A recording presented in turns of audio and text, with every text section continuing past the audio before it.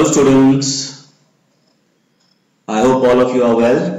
Okay, so till now we have discussed about the structure of the bone actually.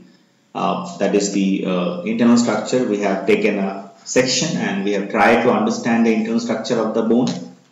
Right, तो bone में हमने जो है अभी तक बेसिकली हमने क्या लिया था, लॉन्ग बोन लिया था. तो लॉन्ग बोन का हमने क्या किया, हमने उसका सेक्शन लिया. तो लॉन्ग बोन के जो डिफरेंट पार्ट्स हैं हमने उसके बारे में देखा, जिसको हम बोल सकते हैं जो एंड पार्ट है, हेड पार्ट है, जिसे हम कहते हैं एपिफाइसिस. जो शाफ्ट है, जो बीच वाला पार्ट है, जो कॉम्पैक्ट जो बीच वाला पार्ट है, उसे हम कहते हैं डायाफाइसिस.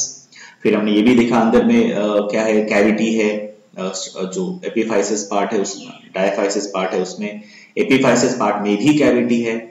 दोनों में अलग अलग तरह के बोन मैरो रहते हैं, yellow bone marrow and red bone marrow, वो भी हमने डिस्कस किया.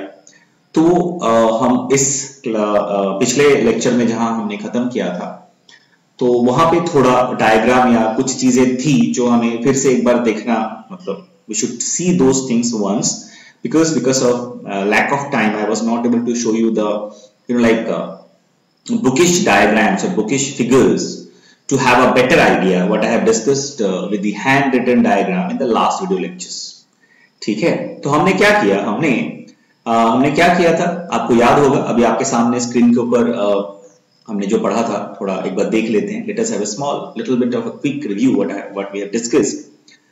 तो देखिए हमने टीए सेक्शन लिया था, जो शाफ्ट पार्ट है जिसको हम बोलते हैं डायाफाइसिस, और उसमें हमने देखा कि जो हवार्शन कनाल है वो विजिबल है. फर्स्ट वाले जो फिगर है उसमें आप देख सकते हो, यहाँ पे जो हवार्शन कनाल वो विजिबल है. फिर हमें पता है कि आउटर मोस्ट जो कवरिंग उसे बोलते हैं पेरियोस्टियम और इनर मोस्ट जो कवरिंग उसे बोलते हैं एंडोस्टियम. अब इसको अगर हम मैग्नीफाई करेंगे तो हमें क्या स्ट्रक्चर मिलेगा, तो ये स्ट्रक्चर यहाँ पे आप देख सकते हो. This part, okay, this part is getting magnified, so what we will see, तो हमने वहां पे डिस्कस किया था. ठीक है, फर्दर हमने इसको भी मैग्नीफाई किया. ये जो सिंगल जो आपका लमेला है, जिसको कंसेंट्रिक लमेला हम बोलते हैं, उसको भी अगर हम मैग्नीफाई करेंगे तो हमें कैसा दिखेगा, उसमें क्या कंपोनेंट्स है, क्या स्ट्रक्चर है, हमने वो भी डिस्कस किया था यहाँ पे. तो हमने देखा था कि जो आपके जो ऑस्टियोसाइट्स है जो प्रेजेंट है किसके अंदर, पहला तो है ये जो हवार्शन कैनाल्स है, it is surrounded by the ring like structure and those ring like structure also having space in between them. तो हमने वो देखा था. और वो रिंग लाइक स्ट्रक्चर जो है वो भी कॉम्पैक्ट होता है. It is also having cemented material और the bony substances, bony matrix. It is made up of that bony matrix. But even though they're having inside that they have small spaces, ऐसे spaces होते हैं उस ring के अंदर, जो कि वो कॉम्पैक्ट है, लेकिन उसके अंदर क्या है, स्पेसेस है. देखिए यहाँ पे भी स्पेसेस है, और स्पेसेस के अंदर क्या था, ऑस्टियोसाइट सेल्स रहते हैं. ठीक है, और ये जो स्पेसेस है वो एक दूसरे के साथ इंटरकनेक्टेड है. ठीक है, तो इसे हम बोलते हैं कनालिकुली. ठीक है, और वो स्पेस जो इसे हम बोलते हैं लैकुना. ठीक है, I hope it is you remember all that. ठीक है, तो कनालिकुली उसको हम बोलते हैं जो कनेक्ट करता है, और जो अंदर में जो जगह है, स्पेस जो बना हुआ है, उसे बोलते हैं लकुने. और अंदर कौन सा सेल रहता है, ऑस्टियोसाइट्स रहता है. ठीक है, now the next thing is, अभी जो स्ट्रक्चर है इसे हम बोलते हैं कंसेंट्रिक लमेला. ठीक है, तो इसे हम क्या बोलते हैं, कंसेंट्रिक लमेला. तो लमेला भी बहुत तरह का है. कंसेंट्रिक लमेला है, इंटरस्टिशियल लमेला है, और क्या है, सर्कमफेरेंशियल लमेला है. तो पिछले क्लास में मैंने डिस्कस किया था आपके साथ कि जो आपका जो हवार्शन कनाल है उसके चारों तरफ जो लमेला है या जो कंसेंट्रिक रिंग लाइक स्ट्रक्चर जो है उसे हम बोलते हैं कंसेंट्रिक लमेला. अच्छा, दोनों जो हवार्शन कनाल के दोनों स्ट्रक्चर के बीच में जो स्पेस बच जाता है उसमें जो लमेला रहता है उसे हम बोलते हैं इंटरस्टिशियल लमेला.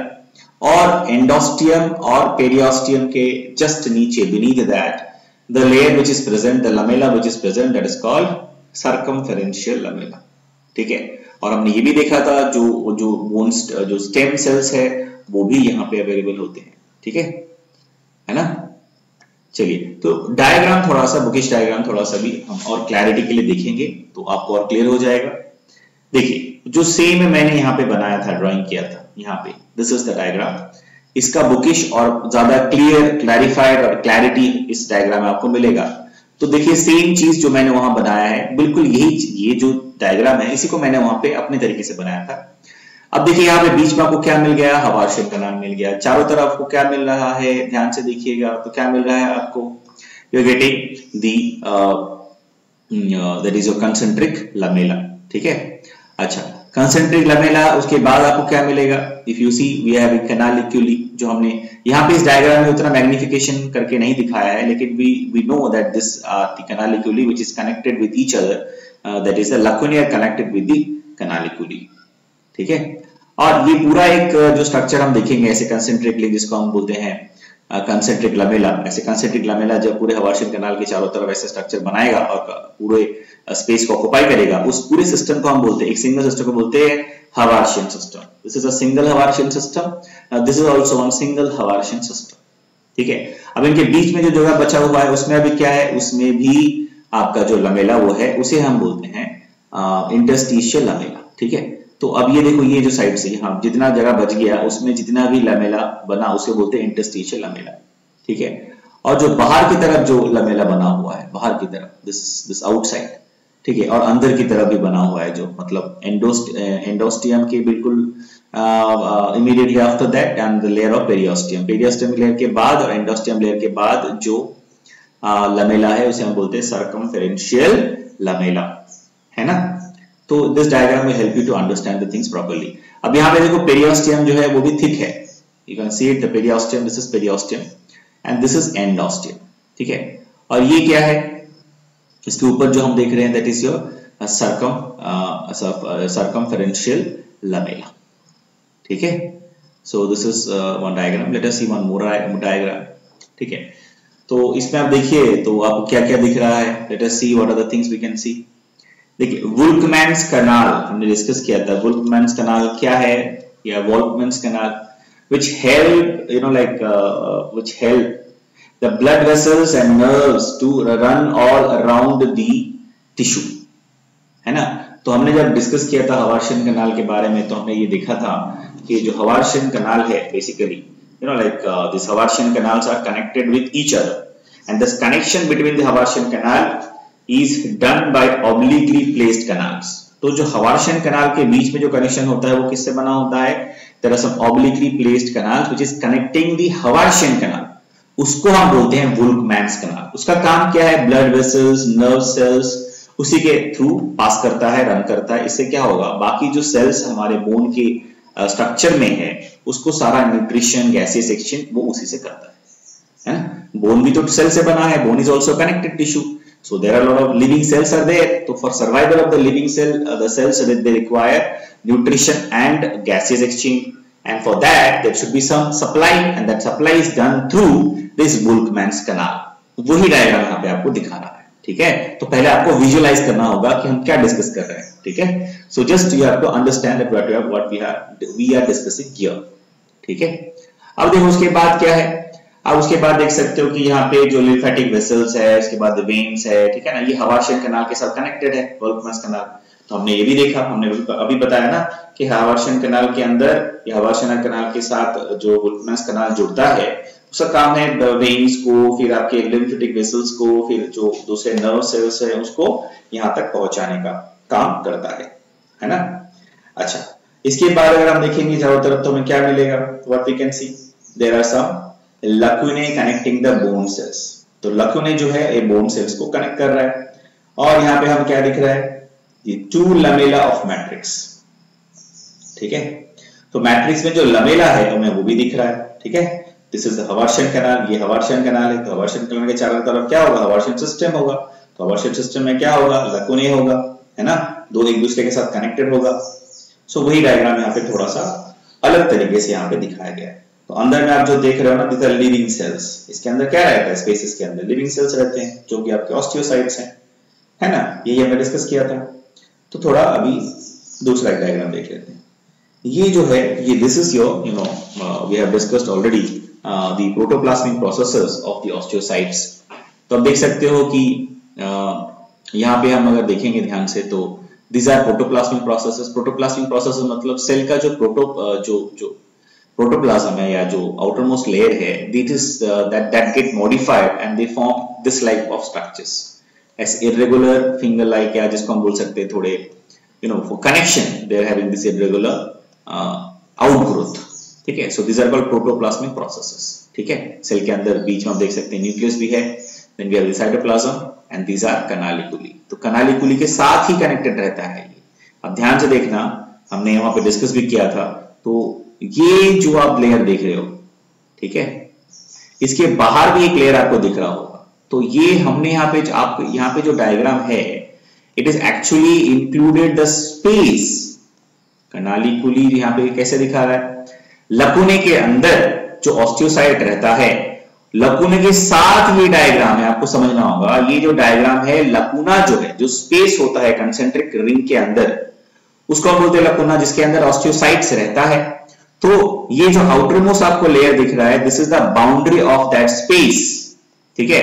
और उसके बाद ये जो प्रोसेसेस आपको दिख रहे हैं, this are connecting with the another lacunae, ठीक है, and it is connected by what, that is connected by canaliculi. I hope आपको समझ में आया होगा, ठीक है। चलिए next, the bone I have already discussed with you. So this is the standard, or like bookish proper diagram with the proper leveling. So if you want you can draw this as well, but पिछला diagram भी ठीक है, कोई problem नहीं है। So यहाँ पे आप देखिए, जो एंड पार्ट है उसे हम एपिफाइसिस कहते हैं, ये भी एंड पार्ट है, तो बोन कैसे होते एपिफाइसिस, ये भी एपिफाइसिस है, ये भी एपिफाइसिस है, ठीक है। और एंड पार्ट पे हमने देखा था कि स्पंजी बोन एंड पार्ट में होता है, और स्पंजी बोन क्या है हम अभी आगे पढ़ने वाले हैं, अभी पढ़ेगा, हम आज पढ़ेंगे इसके बारे में। Then we have these periosteum, मतलब बाहर जो आउटर मोस्ट लेयर है उसको बोलते हैं। अंदर में हम देखा जो कैविटी रहता है उसमें येलो बोन मैरो रहता है। Then we have the compact tissues as well, and this shaft is known as diaphysis, है ना। The same thing is actually given in the diagram.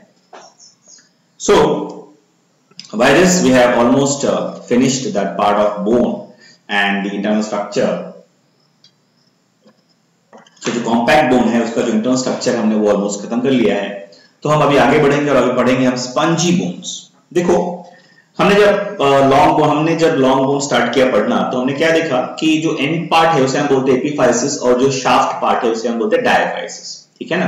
तो हमने सेक्शन कहां से लिया था, हमने डायफाइसिस से सेक्शन लिया था।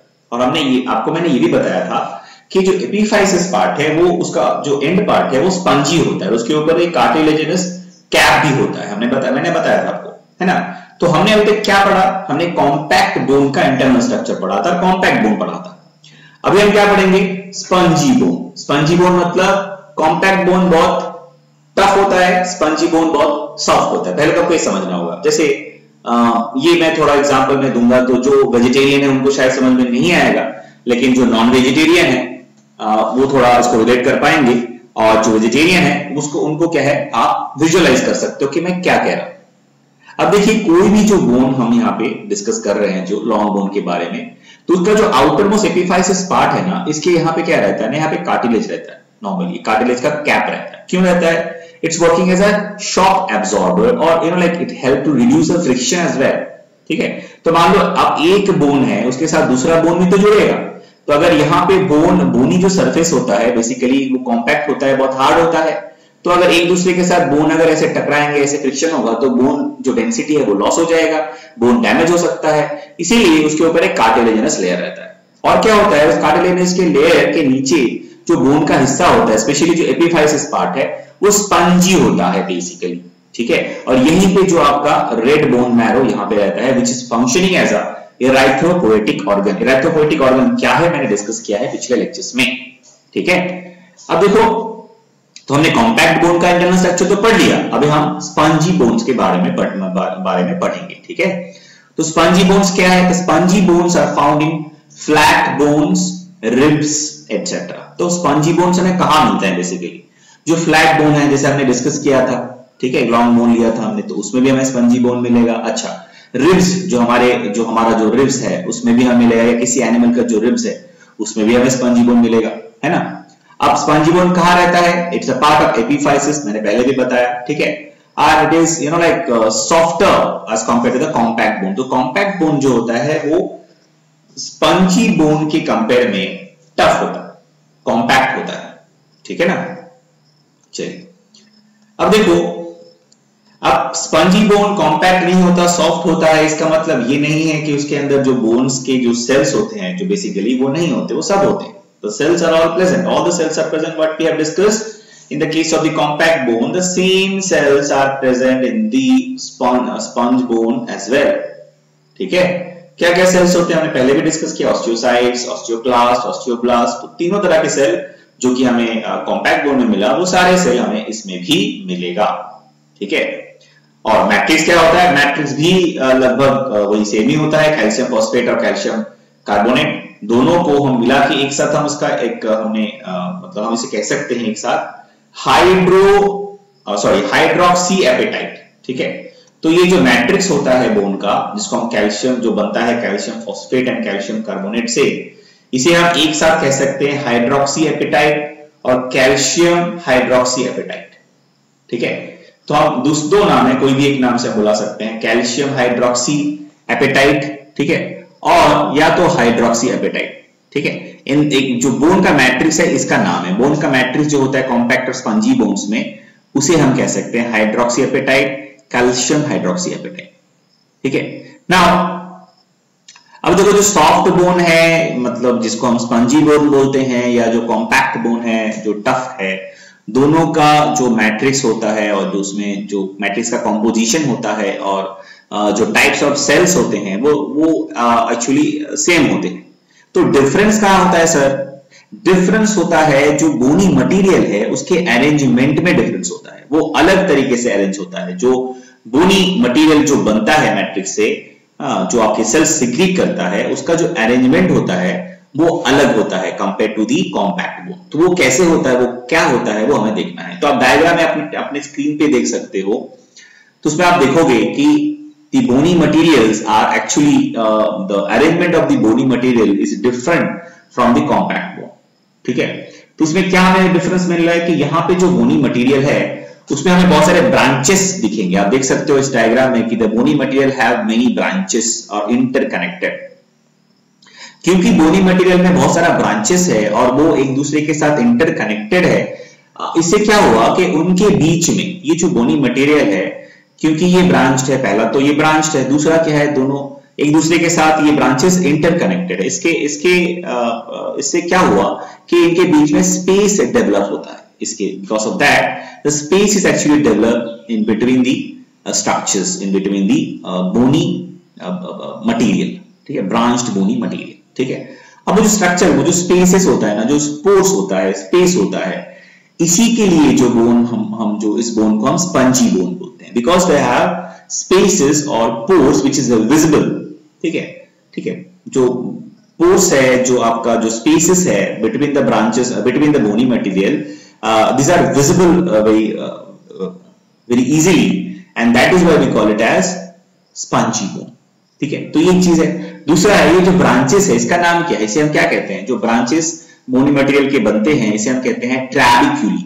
ठीक है, ट्रैबिक्यूली कहते हैं, ट्रैबिक्यूले, ट्रैबिक्यूली। ट्रैबिक्यूले मतलब सिंगुलर, ट्रैबिक्यूली मतलब प्लूरल। ठीक है, तो ये वर्ड्स आपको हमेशा याद रखना होगा। This words are basically in biology originated from Latin word, तो उससे ओरिजिन होता है। तो ट्रैबिक्यूली का मतलब होता है प्लूरल, बहुत सारे ब्रांचेस अगर है उसको बोलते हैं ट्रैबिक्यूली। और अगर सिंगल ब्रांच को अगर हम रिप्रेजेंट करते हैं, उसको डिनोट, उसको अगर हम बोलना चाहते हैं उसके बारे में, तो हम उसे बोलेंगे ट्रैबिक्यूले। ठीक है, तो यहां तक आपको समझ में आया होगा। ठीक है, चलिए आगे बढ़ते हैं। अब देखिए ये जो स्पेसेस है, ठीक है, जैसे हमने पहले भी बताया, हमें पता है कि जो एपिफाइसिस है उसमें स्पंजी बोन्स रहते हैं, और एपिफाइसिस में भी, एपिफाइसिस में और क्या रहता है, कैविटी भी रहता है। तो कैविटी कैसे बनता है हमने वो भी देखा, और वो कैविटी में रहता क्या है, रेड बोन मैरो। हमने देखा था, हमने बात भी किया था। तो आप देख सकते हो, I have already marked here in those spaces. ठीक है, जो भी स्पेसेस आपको दिख रही है, देखो यहाँ पे स्पेस है, यहाँ स्पेस है, यहाँ स्पेस है, जहां जहां स्पेस है वहां पे आपको क्या मिलेगा, कौन सा बोन मैरो मिलेगा, रेड बोन मैरो। और ये जो रेड बोन मैरो है, this red bone marrow is working as erythropoietic organ. ये जो रेड बोन मैरो है, यही इराइथ्रोपोएटिक ऑर्गन के जैसा काम करता है। ठीक है, चलिए, so you can write down the points whatever is required. You can pause the video in between anytime, right? If you want, you can repeat the video as well. Now, so ट्रैबिक्यूली क्या है हमें समझ में आया। Spongy bones क्यों कहते हैं, तो वो सेम पॉइंट्स यहाँ पे देखिए लिखा भी है मैंने। ठीक है, क्या क्या कारण है इसे हम स्पंजी बोन्स कहते हैं, कि देखो cavities, the cavities in which the bone marrow is present are visible to us in the form of pore or spaces, and this is the reason we call these bones as spongy bones. तो spongy bones हम क्यों कहते हैं? क्योंकि जो cavities है bone marrow के, जो कैविटी जहां पे बोन मैरो रहता है वो हमें बहुत ही क्लियरली विजिबल हमें दिखता है वो, ठीक है। ऐसे मतलब दिखता है, मतलब ये मत सोचिए कि आप बोन ले लिया तो तुरंत दिखेगा, मतलब अगर हम स्टडी करेंगे उसको, हम अगर अंडर द माइक्रोस्कोप से देखेंगे तो हमें बहुत आसानी से दिखता है, बहुत ज्यादा मैग्निफिकेशन की जरूरत नहीं होती है, ठीक है। और ये जो गैप है अगर हम देखेंगे ऐसे खाली आंख से भी हमें दिखता है। अगर आप किसी बोन को लेंगे और वो स्पंजी बोन अगर जो मैं आपको थोड़ा सा समझाता हूं। मान लीजिए कि बोन क्या होता है, बोन जो है लिविंग है क्योंकि जब तक उसके अंदर सेल्स है और सेल सारे लिविंग है तो बोन भी लिविंग है। अब देखो कोई इंसान मर गया है, कोई एनिमल मर गया तो उसका बोन भी क्या होगा, धीरे धीरे उसके अंदर जो सेल्स है, किसके अंदर, बोन के अंदर। अभी हमने पढ़ा था पिछले वीडियो लेक्चर में, जो लैकुना है उसके अंदर लिविंग सेल्स होते हैं, ऑस्टियोसाइट्स होते हैं। वैसे ही अभी हम क्या पढ़ रहे हैं, जो हमारा जो स्पंजी बोन्स है उसके जो बोनी मटेरियल की जो स्पेसेस है उसके अंदर क्या है, रेड बोन मैरो है, उसमें भी लिविंग सेल्स होते हैं। तो जब वो सब धीरे धीरे जब वो उनका डेथ हो जाएगा, वो मर जाएंगे, वो जब धीरे धीरे स्पॉइल हो जाएंगे, जब वो वहां से निकल जाएंगे तो सिर्फ वो स्पेसेस बच जाएंगे, ठीक है। तो वो स्पेसेस हमें दिखते हैं, ठीक है, वो स्पेसेस हमें बहुत ही आसानी से दिखेगा विदाउट एनी माइक्रोस्कोप, ठीक है। तो इसीलिए हम इसे बोलते हैं स्पंजी बोन्स, ठीक है। आपने भी कभी ये चीज ध्यान दिया होगा। अगर आपको वो देखना है स्पंजी बोन्स कैसा होता है तो आप गूगल में जाके थोड़ा इमेज सर्च करके देख सकते हो, ठीक है, रियल स्पंजी बोन अगर देखना है तो, ठीक है। चलिए नेक्स्ट, अब देखो, अगर अभी हमने क्या पढ़ लिया, अभी हमने बेसिक स्ट्रक्चर पढ़ा। जैसे हम उस समय भी जब कॉम्पैक्ट बोन पढ़ रहे थे तो हमने भी बेसिक स्ट्रक्चर पढ़ा, उसका बेसिक टीएस सेक्शन लिया। तो हम उसके बाद अगर हम फर्दर हम उसको मैग्नीफाई करेंगे तो हमने देखा था वहां पे हमने देखा था कि अगर हम जो कैनालिक्यूली को या जो आपके सीमेंटिंग जो रिंग्स है जिसको हम बोलते हैं कंसेंट्रिक लमेले, उसको मैग्नीफाई करेंगे तो हमें क्या मिला था, हमें लाकुना मिला था, कैनालिक्यूली मिला था, अंदर ऑस्टियोसाइट्स था। बिल्कुल वैसे ही हम ये ट्रैबिक्यूली को अभी मैग्नीफाई करेंगे और देखेंगे कि इसमें इसके अंदर क्या है, ठीक है। ये जो ट्रैबिक्यूली मतलब ये ब्रांचेस की बात कर रहा हूं मैं, ये जो बोनी मटेरियल का ब्रांचेस है जो हमें स्पंजी बोन में मिलता है, इसको अगर हम माइक्रोस्कोपिकली इसको अगर हम एनलार्ज करेंगे, अगर इसको हम मैग्नीफाई करेंगे तो हमें क्या स्ट्रक्चर मिलेगा, क्या देखने मिलेगा, हम उसके बारे में भी बात करेंगे, ठीक है। देखो अब जब हम इसको एनलार्ज करेंगे तो हमें ना क्या होगा, हम देख सकते हैं जो स्ट्रक्चर जो होगा ना बेसिकली वो ओवल या सर्कुलर अरेंजमेंट होता है उसका। बेसिकली जो स्ट्रक्चर क्या होता है वो बोनी मटेरियल जो ब्रांचेस का जो स्ट्रक्चर है वो अगर हम देखेंगे ध्यान से, उसको सेक्शन लेके उसको स्टडी करेंगे तो बेसिकली वो क्या होगा, ओवल या सर्कुलर शेप का होता है। पहला चीज हम ये समझ, ठीक है। और क्या होगा, जो पेरियोस्टियम लेयर तो है, हमने पहले भी देखा है बोन में तो पेरियोस्टियम लेयर होता है, जो आउटर मोस्ट लेयर है वो रहेगा। जैसे आप यहाँ पे देख सकते हो डायग्राम पे, तो पेरियोस्टियम लेयर है, outer most layer periosteum layer है। बिल्कुल उसके नीचे beneath the periosteum layer will have a smaller cells, ठीक है। दो सेल्स आर ऑस्टियोब्लास्ट सेल्स। उसके नीचे जो सेल प्रेजेंट रहेंगे आप देख सकते हो, मैंने I have drawn all over the circumference of the periosteum. तो जो छोटे छोटे सेल्स आपको देख रहे हैं, these are all osteoblast cell, ठीक है। क्या है वो, ऑस्टियोब्लास्ट सेल्स है, ठीक है। अब देखो उसके बीच बीच में आप देख सकते हो, you can find there are some cells which are present in a scattered manner which are little bit large in size, ठीक है। तो ऑस्टियोब्लास्ट सेल्स जो कि पेरियोस्टियम के बिल्कुल नीचे है वो छोटे छोटे सेल्स हैं, और बीच बीच में इसके बीच में स्कैटर्ड जो है उसी पेरियोस्टियम के नीचे beneath the periosteum we can find there are some large cells are also there. Now these cells are nothing but these are osteoclast cells. क्या सेल है ये, osteoclast cells, ठीक है। अब देखिए osteoclast cell मिला हमको। अब यहाँ पे आप देख सकते हो the same point I have written here as well.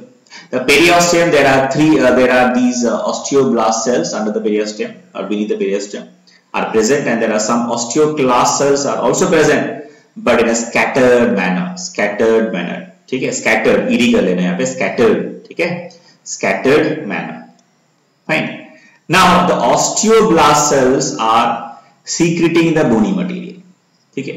अब ये जो bony material है जो हमने देखा अभी, ये कौन secrete कर रहा है, this osteoclast cell, ठीक है, सॉरी osteoblast cell। जो osteoblast cell है वो ये बोनी मटेरियल सीक्रेट करता है, ठीक है। इससे क्या होगा कि because it is secreting the bony material, so automatically it will be surrounded by the bony material itself, है ना, है कि नहीं? अब बोनी मटेरियल से सराउंड हो जाएगा because it is secreting the bony material, that's why as a result they will be surrounded by the bony material cell, ठीक है। और ये जो bony material जो इसे सराउंड करेगा ना, तो उसमें हमें क्या मिलेगा, इरेगुलर जो सेल है वो हमें मिलेगा, ठीक है। तो इरेगुलर सेल्स है, those irregular cells what we can see, जो हमने पहले भी देखा था कॉम्पैक्ट बोन के केस में, यहाँ पे भी हमें मिलेगा इरेगुलर सेल, ठीक है। अब वो इरेगुलर सेल ना, वो भी यहाँ पे भी कनेक्टेड है, आप देख सकते हो, this irregular cells are again connected, this are interconnected, and those connections, उस इंटरकनेक्शन जो है उस इंटरकनेक्टिविटी करने के लिए जो कनेक्शंस है एक सेल से दूसरे सेल के बीच में, उसे हम क्या कहते हैं, कैनालिकुली। हमने पहले भी देखा है, उसे क्या कहते हैं हम, कैनालिकुली, ठीक है। अब देखो, अब ये जो आपके इरेगुलर सेल्स है, ठीक है, उसके अंदर हमें क्या मिलेगा, उसके अंदर हमें ऑस्टियोसाइट्स मिलेगा, ठीक है। और ये जो ऑस्टियोसाइट्स है, इरेगुलर सेल्स जो ऑस्टियोसाइट्स के अंदर जो है स्ट्रक्चर है, ऑस्टियोसाइट जो प्रेजेंट है, तो ये स्कैटर्ड फॉर्म में होगा, इधर उधर हमें मिलेगा मैट्रिक्स में, इधर उधर हमें मिलेगा उस स्ट्रक्चर के अंदर, ठीक है, ठीक है। और ऑस्टियोसाइट्स जो है वो भी इंटरकनेक्टेड है ना। सो ऑस्टियोसाइट्स क्या है, इंटरकनेक्टेड है with the help of these canaliculi, ठीक है। तो बात वही है, थोड़ा अरेंजमेंट अलग है, थोड़ा सा यहाँ पे चीजें थोड़ी सी अलग है, लेकिन लगभग जो सेल्स है, जो भी हमारा बेसिक मटेरियल है, कॉम्पोजिशन है, वो लगभग वही है जो हमने पिछले वाले कॉम्पैक्ट बोन के केस में भी डिस्कस किया था। So you can pause and you can draw this diagram, this is very very important, ठीक है। अब देखो, मैंने पहले भी बताया था कि स्पंजी बोन जो होता है वो क्या होता है, वो आपके जो कॉम्पैक्ट बोन है उसके तुलना में, उसके कंपेयर में क्या होता है, सॉफ्ट होता है, ठीक है। It is not hard, it is soft, ठीक है। तो स्पंजी बोन्स आपको समझ में आया होगा जब हमने बात किया स्पंजी बोन के बारे में। तो स्पंजी बोन क्या है, it's like bone which is present in the epiphysis part of the bone, the long bone, end part of the long bone, and they are having bony materials which are having branches, and in between the branches, because the branches are interconnected, that's why the space is developed, space होता है। और जो branches उसको हम ट्रैबिक्यूली कहते हैं, और जो स्पेस होता है उसके अंदर क्या रहता है, मोनी जो हमारा रेड बोन मैरो है वो रहता है। और अगर हम ट्रैबिक्यूले को, एक ब्रांच को अगर हम मैग्नीफाई करके देखेंगे तो उसके अंदर भी हमें क्या स्ट्रक्चर मिलेगा, उसमें हमें जो सेल्स है, पेरियोस्टियम लेयर होगा पहले बोन का, उसके बाद हमें छोटे छोटे सेल्स के लेयर मिलेंगे पूरे, जिसको हम बोलते हैं ऑस्टियोब्लास्ट, और बीच में इनमें स्कैटर्ड सेल मिलेंगे हमें, ठीक है ना। तो जो स्कैटर्ड सेल है उसे हम कहते हैं ऑस्टियोक्लास्ट सेल, और उसके बाद अंदर भी हम देखेंगे कि हमें स्कैटर्ड जो ऑस्टियोसाइट्स है वो हमें मिलेगा इरेगुलर सेल के शेप में, जो कि स्कैटर्ड फॉर्म में है, और दोज ऑल आर इंटरकनेक्टेड, ठीक है। और ये जो बोनी मटेरियल है ये सीक्रेट करता है ये ऑस्टियोब्लास्ट सेल्स, ठीक है। चलिए next, so spongy bones is clear, now we move on to the next topic, that is your cartilage, ठीक है। तो हमने भी बोन पढ़ा, स्पंजी बोन्स भी पढ़ा। तो बोन बेसिकली क्या होता है, these bones are basically utilized by the animals as their endoskeleton, endoskeleton के हिसाब से वो यूज होता है। वैसे ही बहुत सारे ऑर्गेनिजम्स हैं जो कि कार्टिलेज को भी एंडोस्केलेटन, मतलब बहुत सारे ऑर्गेनिज्म का जो एंडोस्केलेटन है वो कार्टिलेज से भी बनता है। और जो एम्ब्रायनिक स्टेज में हमारा भी जो डेवलपमेंट होता है, हम जब एम्ब्रायनिक स्टेज में थे, मतलब जो बेबी का डेवलपमेंट होता है, जो एम्ब्रायो का डेवलपमेंट होता है, उनमें भी जो एंडोस्केलेटन होता है वो भी किससे बनता है, वो कार्टिलेज से बनता है। बाद में वो धीरे धीरे ऑसिफिकेशन होके वो बोन बन जाता है, ठीक है। तो कार्टिलेज जैसे कुछ फिशेस होते हैं जिसको हम बोलते हैं, अपने एनिमल किंगडम में पढ़ा है, कॉन्डिक्टाइट्स, है ना। तो उसमें क्या होता है कि उनका जो एंडोस्केलेटन है वो किससे बना होता है, वो कार्टिलेज से बना होता है। अब देखो कार्टिलेज भी बहुत तरह के होते हैं, हम पढ़ेंगे भी आगे। हाइलाइन कार्टिलेज होता है, देन फाइब्रस कार्टिलेज होता है, इलास्टिन कार्टिलेज होता है, तो हम पढ़ेंगे भी आगे जाके, ठीक है।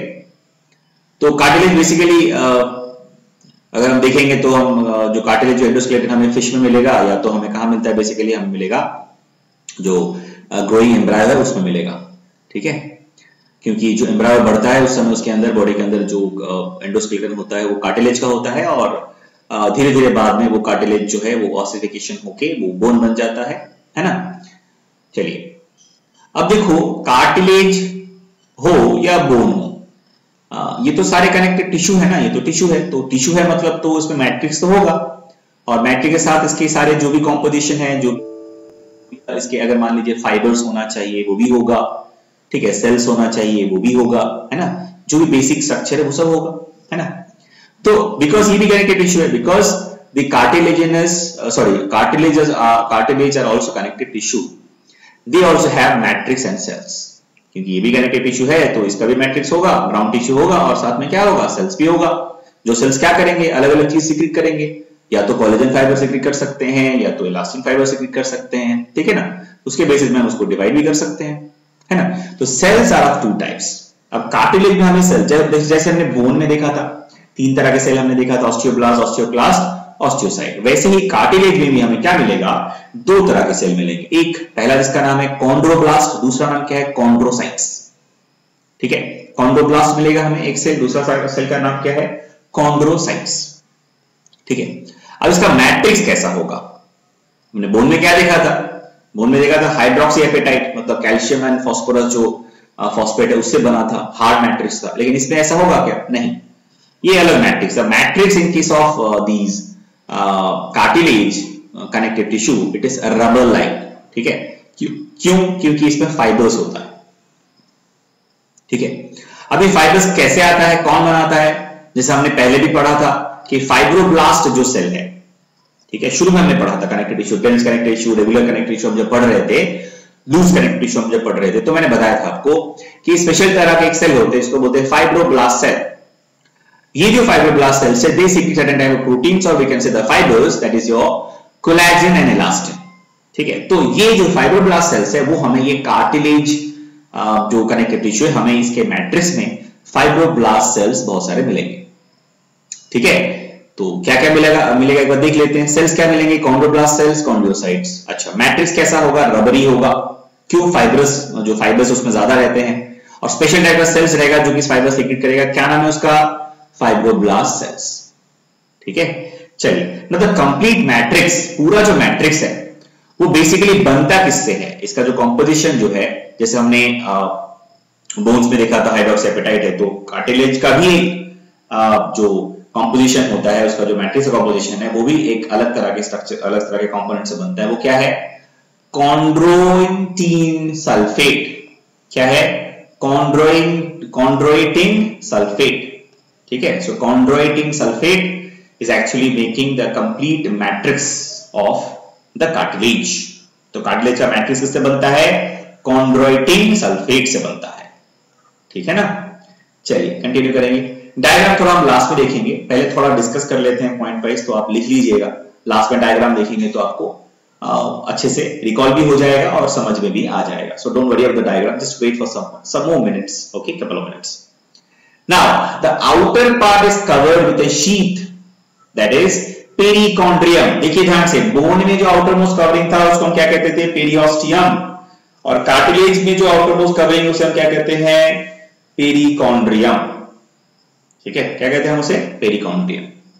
Now beneath the perichondrium layer the chondroblast cells are present.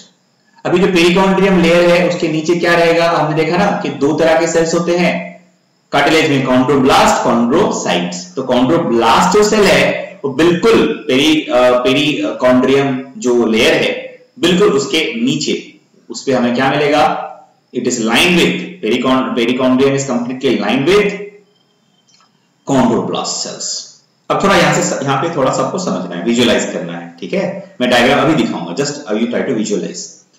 अभी जैसे हमने वहां पे देखा था ना कि जो बोन के केस में जो पेरियोस्टियम था, बाहर वाला लेयर था, उसके बाद नीचे बिल्कुल उसके नीचे बहुत सारे जो सेल्स थे, जो आपके ऑस्टियोब्लास्ट सेल्स थे वो थे ना, तो बिल्कुल वैसे ही यहाँ पे आउटर मोस्ट जो लेयर है वो कॉन्ड्रोब्लास्ट है, ठीक है, और बिल्कुल उसके नीचे जो सेल्स लाइन कर रहे हैं, जो सेल्स प्रेजेंट है वो क्या है, वो है आपके कॉन्ड्रोब्लास्ट सेल्स। अब ये जो कॉन्ड्रोब्लास्ट सेल्स है ना, यही क्या करेंगे, they will migrate and start secreting the matrix around them। ये जो कॉन्ड्रोब्लास्ट सेल्स है वो हट जाएगा, वो निकल जाएगा अपनी जगह से, कौन सी जगह, पेरिकॉन्ड्रियम के नीचे रहते हैं ना कॉन्ड्रोब्लास्ट सेल, वहां से निकल जाएंगे और क्या करना शुरू करेंगे, they will start to secrete the matrix around them. ठीक है, जैसे हमने थोड़ी देर पहले देखा था कि स्पंजी बोन्स के केस में ऑस्टियोब्लास्ट सेल्स वो क्या करते हैं, मैट्रिक्स सीक्रेट करना शुरू कर देते हैं अपने चारों तरफ। वैसे ही यहाँ पे कॉन्ड्रोब्लास्ट सेल्स क्या करेगा, अपना मैट्रिक्स बनाना शुरू कर देगा। उसके पहले क्या करेगा, वो निकल जाएगा कहां से, बिल्कुल जहां पे प्रेजेंट है वहां से निकल के थोड़ा सा बाहर आ जाएगा, निकल जाएगा वहां से, बाहर नहीं आएगा मतलब निकल के अंदर की तरफ आ जाएगा। ठीक है, और फिर क्या करेगा, अपना जो मैट्रिक्स है उसको सीक्रेट करना स्टार्ट कर देगा। ठीक है, now the cells which migrate and secretes. अब देखो यहाँ पे मैंने क्या बोला था शुरू में कि कार्टिलेज जो है उसमें दो तरह के सेल्स होते हैं, एक होता है आपका कॉन्ड्रोब्लास्ट, दूसरा होता है कॉन्ड्रोसाइट्स। अब कॉन्ड्रोसाइट्स कौन है, कॉन्ड्रोसाइट्स कोई अलग जो सेल्स है, वो कौन सा सेल है, कॉन्ड्रोसाइट। जो कॉन्ड्रोब्लास्ट सेल है जो माइग्रेट करके अंदर की तरफ चला गया और मैट्रिक्स सीक्रेट करना शुरू कर दिया, वो सेल जो है उसे हम बोलेंगे कॉन्ड्रोसाइट। तो अल्टीमेटली कॉन्ड्रोसाइट बना कहां से, बना कॉन्ड्रोब्लास्ट से। ठीक है, सो कॉन्ड्रोब्लास्ट माइग्रेट हो गया, निकल के अंदर की तरफ आ गया और क्या करना शुरू कर देता है, सीक्रेट करना शुरू कर देता है आपका मैट्रिक्स। तब हम उस सेल को कॉन्ड्रोब्लास्ट नहीं बुलाएंगे, तब उसे उस स्टेज में क्या बुलाते हैं, कॉन्ड्रोसाइट्स बुलाते हैं। ठीक है, अब ये जो कॉन्ड्रोसाइट्स हैं, या तो ये अकेला रह सकता है मैट्रिक्स के अंदर, आप देखोगे, या तो ये ग्रुप में रहेगा। ठीक है, ये कॉन्ड्रोसाइट जो सेल्स है ये अकेला भी रह सकता है, ग्रुप में भी रह सकता है। अगर अकेला रहेगा या ग्रुप में रहेगा, ध्यान आपको ये देना है कि वो अकेला रहे या ग्रुप में रहे, ये एक स्पेशल स्पेस बनता है उसके कार्टिलेज के स्ट्रक्चर में, और वो स्पेस जो होता है ना वो फ्लूइड फिल्ड होता है। उसी स्पेस के अंदर ये कॉन्ड्रोसाइट जो सेल्स है वो रहते हैं। ठीक है, और वो जो स्पेस है, जैसे हमने पहले देखा था बोन के केस में, कॉम्पैक्ट बोन के केस में, जो कंसेंट्रिक रिंग के अंदर स्पेस था और स्पेस के अंदर वो सेल था, तो रिंग को हम क्या कहते थे, वो जो स्पेस को हम क्या कहते थे, लकूना। यहां पे भी हम लकूना कहेंगे। लकूनी मतलब प्लूरल, लकूना मतलब सिंगल। और वो जो लकूना होगा इस केस में, इसके अंदर क्या होगा, it is fluid field cavity. लकूना क्या होता है, it's a fluid field cavity. ठीक है, और इसके चारों तरफ जो होगा मैट्रिक्स, मतलब जो है वो रहेगा, जो कि सीक्रेट कौन कर रहा है, ये सेल खुद ही करता है।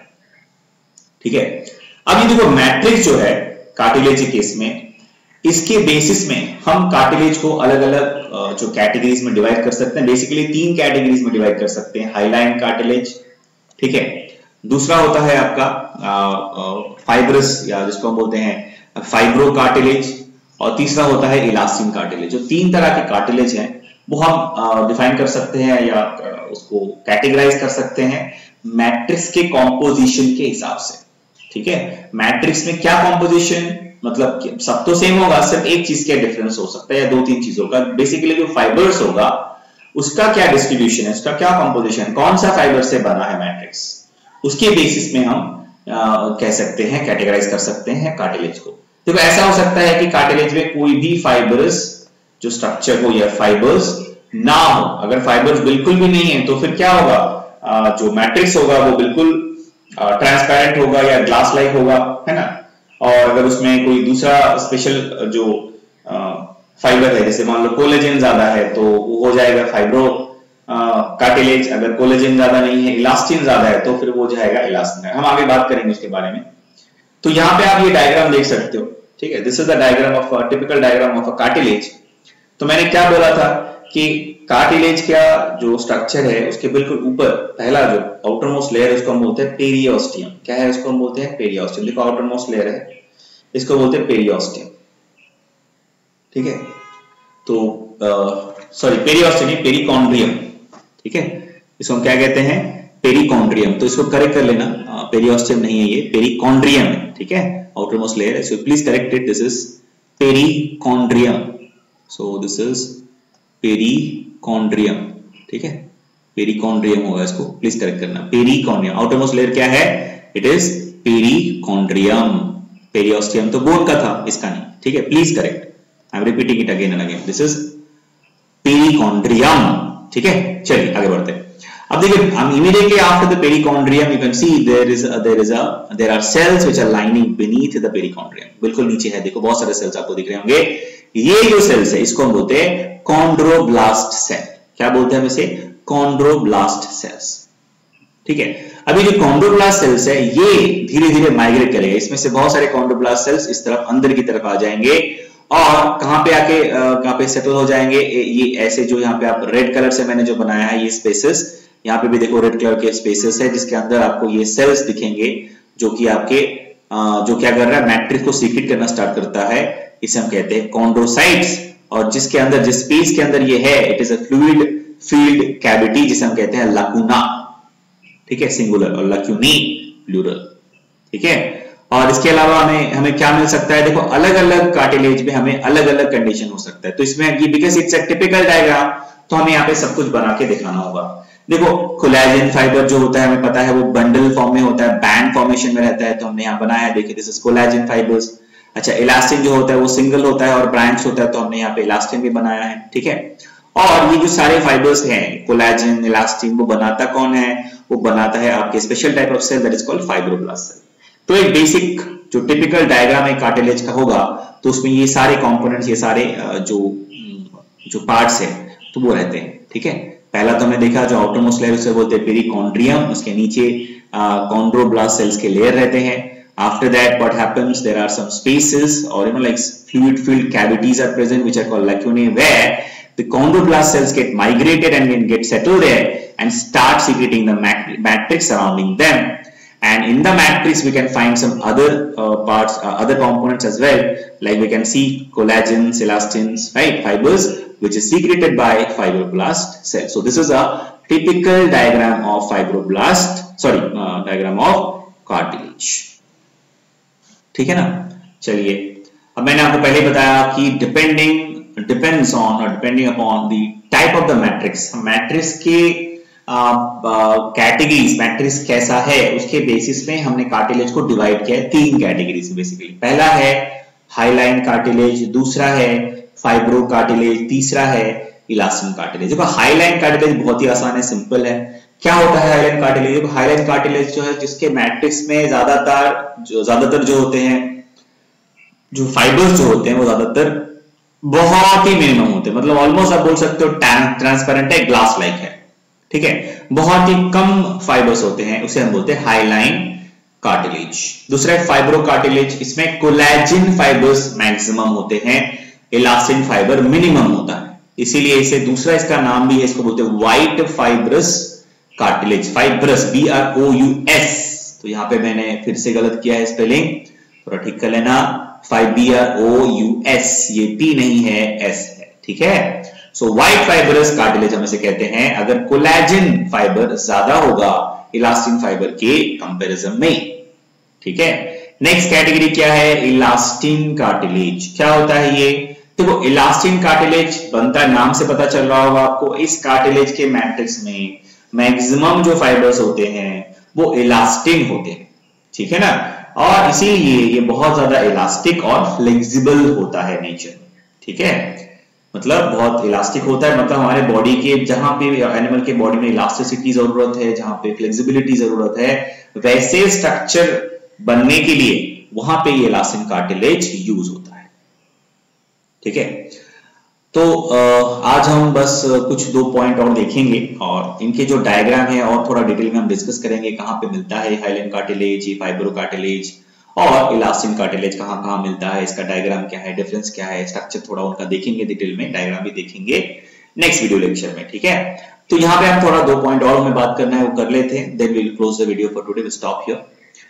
सो पहला है कि ग्रोथ जो होता है, जैसे हमने बोन में देखा था, बोन में हमने क्या देखा था, ग्रोथ जो है वो बाई डायरेक्शनल था, लेकिन अगर आप यहाँ पे देखोगे कार्टिलेज में तो बोन से अलग है, यहाँ पे जो ग्रोथ है वो यूनी डायरेक्शनल है, बाई डायरेक्शनल नहीं है। So that is very very interesting. ठीक है, नेक्स्ट अब देखो ब्लड वेसल्स और जो नर्व्स होते हैं, हमने बोन्स में देखा था ना कि वुल्फमैन्स कनाल अलग से है, which is connecting, which is an oblique canal, which are oblique canal connecting the Haversian canal, which supply the veins, the blood vessels, the nerves, right, for nutrition and gases exchange and control. But यहाँ पे cartilage में आप देखोगे no blood vessels or nerves are present. ठीक है, अब बोलोगे sir अगर ऐसा नहीं है तो फिर वो कार्टिलेज के अंदर जो सेल्स है वो जिंदा कैसे रहते हैं, हाउ डू दे सर्वाइव? ठीक है, उसके लिए क्या होता है ना, they have like what they do, they actually diffuse, the nutrition is getting diffused inside the cell, and as a result they are actually exchanging the material, the nutrition and also the gases exchange. ठीक है, और वो कहां से होता है? Perichondrium layer तक। अच्छा, आप बोलोगे सर ये ब्लड वेसल्स कहां तक आता है, नर्व्स कहां तक आता है? जो हमने अभी डिस्कस किया ना कि आउटर मोस्ट जो लेयर होता है कार्टिलेज को, उसको बोलते हैं पेरिकॉन्ड्रियम। तो पेरिकॉन्ड्रियम तक जो वेसल्स है, ब्लड वेसल्स है, जो नर्व्स है, वो वहां तक रहता है। इसके बाद क्या होता है, वो सारे जो मटेरियल चाहिए, जो सेल्स है मैट्रिक्स के अंदर, कार्टिलेज के अंदर, जो आपके लकुना के अंदर भी है, जो कॉन्ड्रोसाइट्स है नीचे, पेरिकॉन्ड्रियम के नीचे भी क्या है ना, कॉन्ड्रोब्लास्ट सेल्स भी है, तो उनको सारे जो सेल्स है उन्हें न्यूट्रिशन कैसे मिलता है? Bye diffusion. जो आपके पेरिकॉन्ड्रियम पार्ट है, वहां पे जो वेसल्स है, जो वहां पे ब्लड वेसल्स है, उसके थ्रू वहां से डिफ्यूज हो जाता है सारे nutrition and gases, then the cells are getting the nutrition and they are able to exchange the gases as well. ठीक है, so thank you very much. So take care, we'll meet in the next video lecture. Till then, take care, stay at home, be safe.